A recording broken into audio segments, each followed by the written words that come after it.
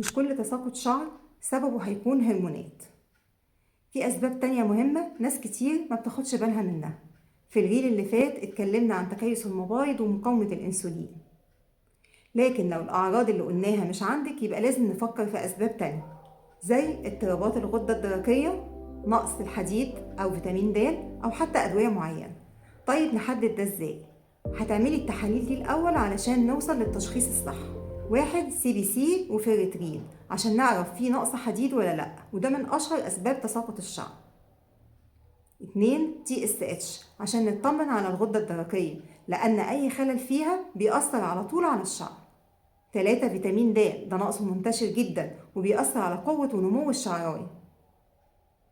4 لو في أعراض هرمونية زي شعر زيادة أو عدم انتظام في الدورة الشهرية هنعمل التوتال تستوستيرون والDHEAS.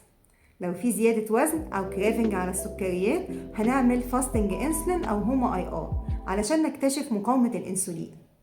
طبعا مش كل الناس محتاجة تعمل كل التحاليل دي، لكن اختيار التحليل الصح هو اللي بيوفر وقتك، وأكيد التقييم الكامل هيبقى مع دكتور متخصص علشان نربط التحاليل بالأعراض. دلوقتي بعد ما نعرف السبب ازاي نعالج تساقط الشعر فعليا، ده اللي هقوله في الفيديو الجاي إن شاء الله، وهديك خطة واضحة تمشي عليها.